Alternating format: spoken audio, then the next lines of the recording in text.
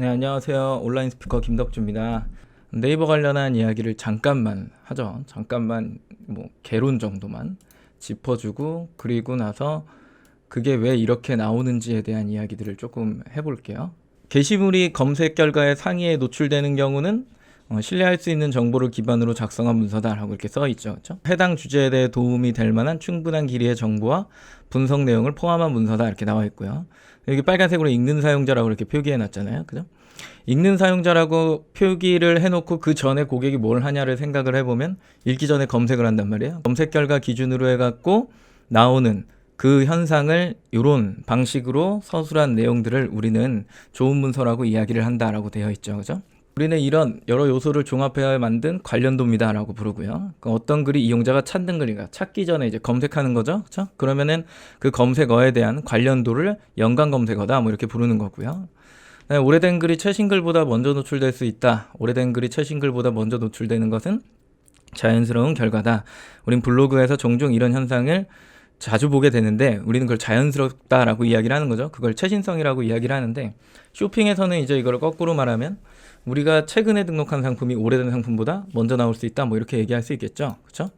그리고 수집과 검색은 자동화된 검색 엔진이 수행한다. 뭐 이렇게 되어 있죠. 그래서 뭐 네이버의 웹마스터 도구나 이런 것들을 찾아보면은 네이버의 로봇 이름이 예티래요. 예티, Y-E-T-I. 네, 그래서 그 예티가 돌아다니면서 뭔가를 수집해서 가져가는, 색인 작업까지 해서 가져가는 현상들을 할 텐데 우리는 이런 것들을 여러 사례를 수집해서 검색 알고리즘을 개선해 나가고 있다. 뭐 이렇게 써 있죠. 그렇죠?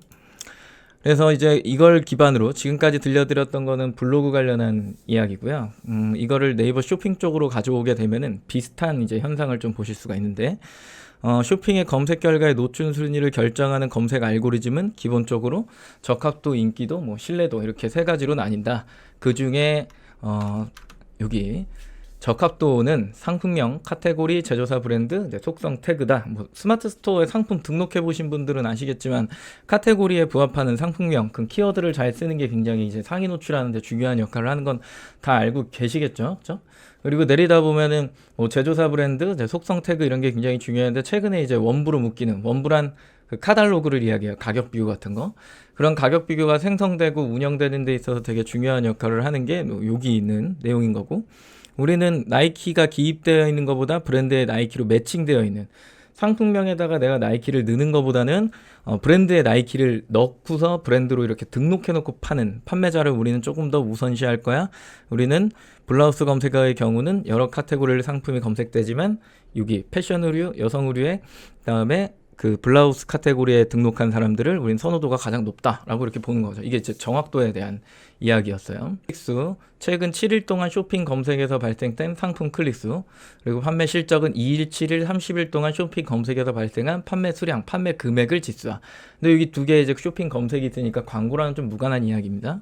무조건 이제 검색되어서라는 이야기가 있는 거죠. 그렇죠? 광고를 제외한. 구매 평수라고 하는 건 개별 상품의 리뷰수를 이게 이제 굉장히 중요한데 오늘 주제가 될 수도 있어요. 카테고리별 상대적으로 환산한다. 뭐 이렇게 되어 있죠. 찜수도 똑같이 카테고리별 상대적으로 환산한다. 최신성은 쇼핑 DB 등록일을 기준으로 신상품을 한시적으로 노출을 준다. 그래서 최근에 등록한 상품이 갑자기 아까 위로 올라갈 수 있다. 오래된 상품보다 위로 올라갈 수 있다는 이야기를 했던 건 뭐 요거에 대한 이야기죠. 최신성에 대한 이야기. 그래서 그 이후에는 또 뭐가 있냐라고 하면 뭐 신뢰도 있고 페널티 있고 뭐 상품명 SEO 스코어인데 사실 이 SEO 스코어를 이야기를 하면 아까 보셨던 그 정확도에 대한 이야기가 거의 대다수에 대한 거고 요거는 이제 판매하면서 생기는 건데 이걸 어기면서 파는 사람들이 없잖아요. 그죠?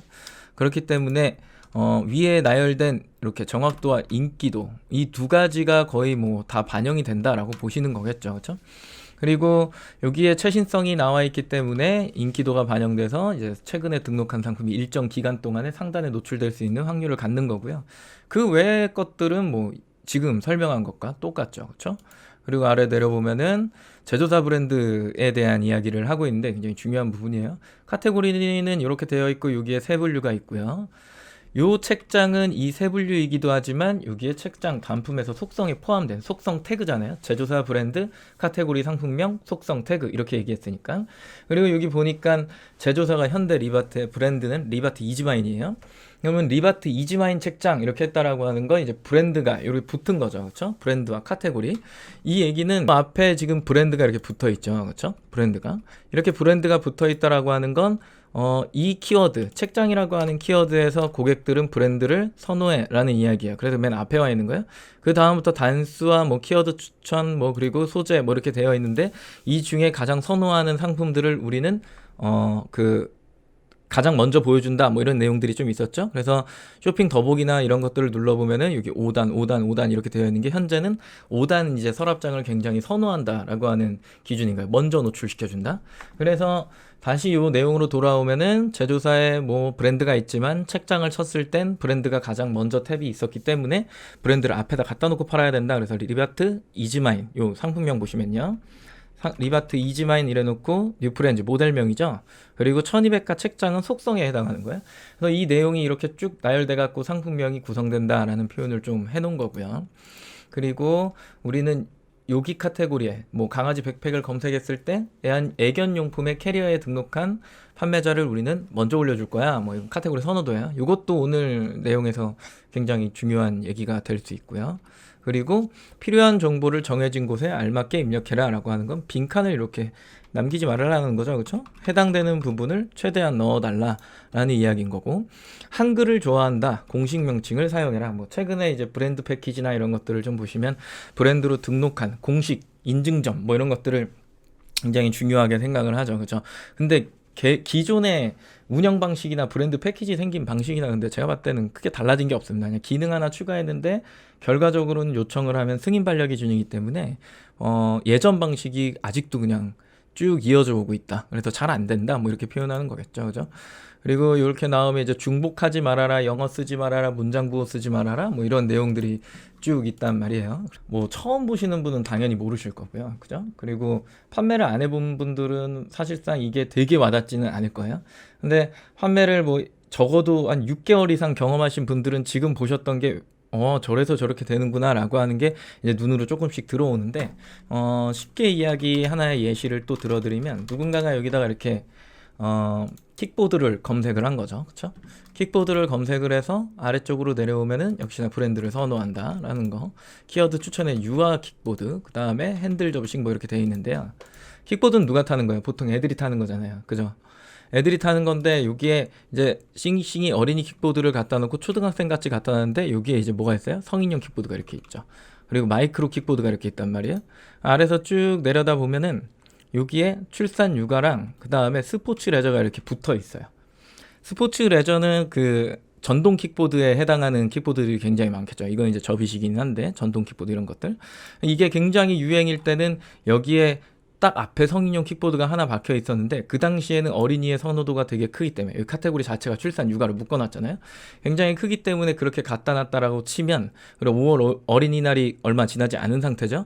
근데 이게 시간이 지나갔고 한 9월 정도만 딱 가면은 아마 이거 싹 다 사라지고 성인용 킥보드가 앞으로 온 다음에 전동 킥보드 애들이 처음 올라오고, 거기에 이제 출산 육아를 갖다 묶으려면은 어느 순간에 네이버가 여기다가 어린이 킥보드를 이렇게 갖다 놓습니다.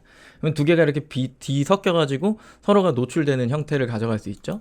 이걸 검색을 했을 때 가장 선호되는 카테고리가 요거이기 때문에 우리는 이거를 우선적으로 노출할 거야 라는 이야기랑 똑같은 거예요. 그리고 이렇게 봤을 때 우리는 브랜드의 선호도가 높기 때문에 앞에 브랜드를 붙이고, 혹은 브랜드를 등록해 놓고 파는 사람을 위로 올려줄 거야. 그래서 이제 브랜드 패키지나 이런 것들이 좀 생긴 거죠. 만약에 내가 물건을 판매할 거다라고 한다면은 저 이제 네이버에 표현해 되는 뭐 상단 탭, 그리고 쇼핑 연관, 그리고 카테고리에 부합하는 기준, 그리고 속성에 대한 어떤 형태, 이런 것들을 좀 많이 보셔야 돼요. 신규 판매자는 이런 것들을 보기가 굉장히 힘들잖아요. 그죠? 그래서 좀 오랫동안 지켜보다 보면은 카테고리 자체는 여기에서 크게 변하지가 않는데 안에 여기 표현되는 이 속성들 있죠. 그죠? 이 속성들이 교차되면서 결국엔 이 위에 있는 이 내용들이 서로가 막 교차되면서 노출이 뒤섞이는 것들을 좀 보실 수 있으실 겁니다.